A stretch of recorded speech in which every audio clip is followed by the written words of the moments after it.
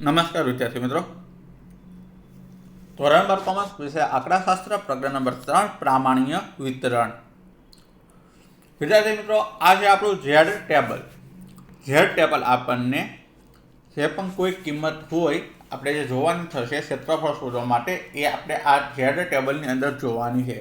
અમને એક ઉદાહરણ દ્વારા શીખવાડી દઉં. માનો કે આપણી કિંમત 1.12 છે, તો પહેલા બે આંકડા છે એ આ ઊભી કોલમમાં જોવાનો અને છેલ્લો આંકડો છે એ આ આડી કોલમની અંદર જોવાનો છે. તમારે આપણે વાત કરીએ છીએ 1.12, તો પહેલાં છે 1.1, તો અહીંયા જોવાનું આ 1.1ની લાઈન, અને ત્યારબાદ છે 2, તો અહીંયા 0.02ની લાઈન. તો એ બંને કિંમત ભેગી થાય છે અહીંયા, તો એ કિંમત થઈ ગઈ 0.3686. બીજું ઉદાહરણ છે સમજાવું.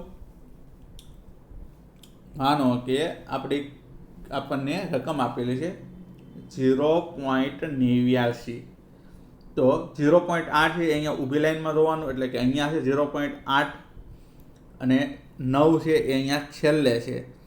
તો આ લાઈનમાં એકદમ તમે છેલ્લે વયા જાઓ અને અહીંયા ઉપરથી આવો તો આપણી કિંમત છે 0.3133. જો આપણને ફક્ત એક આપેલું હોય 1.0, તો 1.0નું 0માં જોઈ લો તો 0.3413. આ રીતે ઝેડ ટેબલની અંદર આપણે કિંમત શોધી શકીશું. ઉદાહરણ નંબર 1.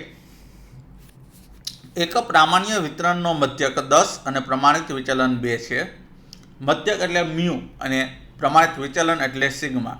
તો મધ્યક એટલે કે મ્યુની કિંમત 10 છે અને સિગ્માની કિંમત 2 છે. પ્રામાણ્ય ચલ કેપિટલ એક્સની કિંમત 10 અને 12ની વચ્ચે હોય અને પ્રામાણ્ય ચલ કેપિટલ એક્સની કિંમત 8 અને 10ની વચ્ચે હોય તેની સંભાવના શોધો. હવે આ એક્સની કિંમત આપણને આપી છે 10 અને 12, તો એ એક્સની કિંમતને સૌપ્રથમ ઝેડમાં ફેરવવી પડે, એટલે પ્રામાણ્ય ચલને સૌપ્રથમ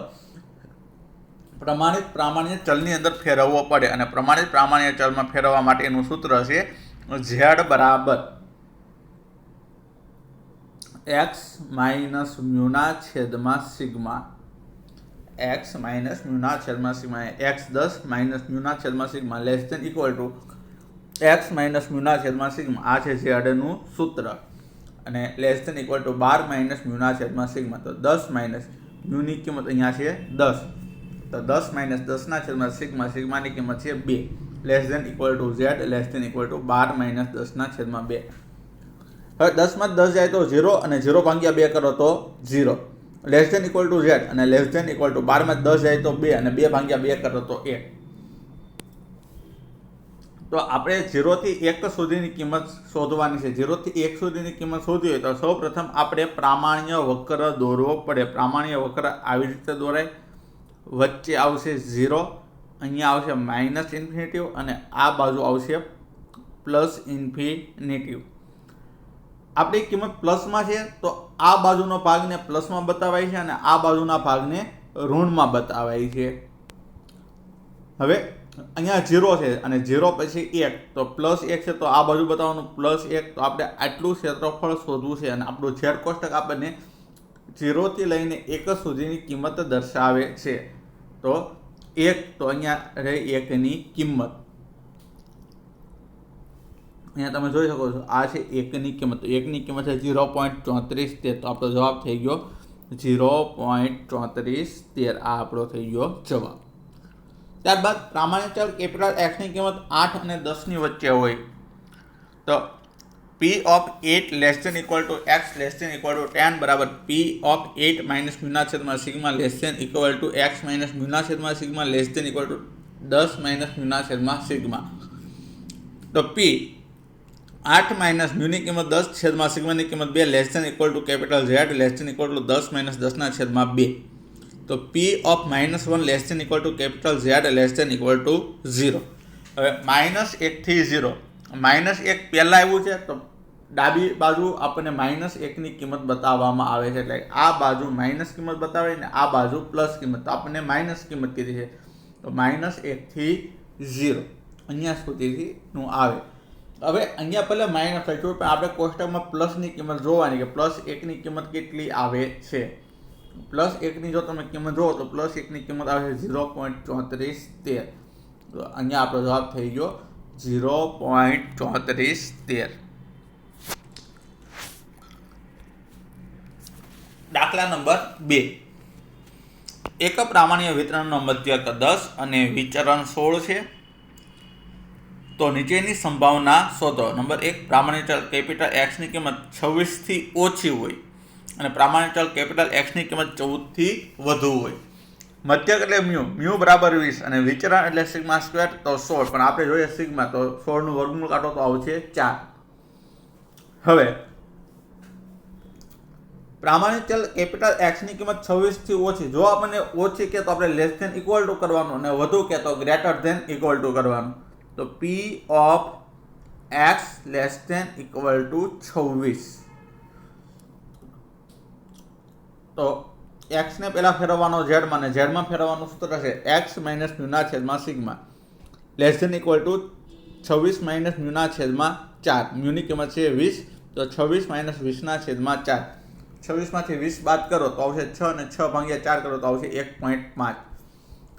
હવે કઈ બાજુનો એરિયા આવે એ તમારે નક્કી કરવું હોય તો તમારે આ ચિહ્ન જોવાનું. અહીંયા એરો છે એ આ બાજુ જાય છે તો એ સાઈડ આપણે લીટા મારવાના. તો આ કિંમત છે 1.5 પ્લસ બાજુ છે તો એને અહીંયા બતાવે. અહીંયાથી લઈને આ બાજુનું તમામ ક્ષેત્રફળ આપણે આગળની થિયરીમાં જોયું હતું -∞ થી 0 એટલે કે અહીંથી અહીં સુધીનું ક્ષેત્રફળ 0.5 હોય છે અને અહીંથી લઈને અહીંયા સુધીનું ક્ષેત્રફળ 0.5 હોય ને કુલ ક્ષેત્રફળ 1 હોય. તો આટલું ક્ષેત્રફળ છે એ તો 0.5 થઈ ગયું. બાકીનું વધુ 0 થી 1.5. તો 1.5 નું આપણે 0 માં જોઈ લેશું. તો 1.5 ની આપણે કિંમત 0 માં જોઈએ તો અહીંયા એની કિંમત 0.4332. તો આ આખો ભાગ જો આપણે શોધવો હોય તો આટલો ભાગ પ્લસ બીજો આટલો ભાગ કરવો પડે. આ છે 0.5 અને આ આવ્યો તો 0.4332. આ બંનેનો સરવાળો કરો તો આવશે 0.9332. એને લખવું હોય તો ડાબી બાજુથી લખવાની શરૂઆત કરવાની. ડાબી બાજુમાં પેલું છે -∞ અટકવાનું વચ્ચે 0 એ. તો P of -∞ less than z less than equal to 0 plus P of 0 less than equal to z less than equal to 1.5. આની કિંમત છે 0.5 અને આની કિંમત છે 0.4332 અને બંનેનો સરવાળો કરો તો આવશે 0.9332. નંબર 2, પ્રામાણિક ચલ કેપિટલ એક્સ ની કિંમત 14 થી વધુ હોવાની સંભાવના. વધુ તો ગ્રેટર ધેન ઇક્વલ ટુ. તો P of x greater than equal to 14. તો P ઓફ x માઇનસ મ્યુના છેદમાં sigma greater than equal to 14 minus મ્યુના છેદમાં સિગ્મા.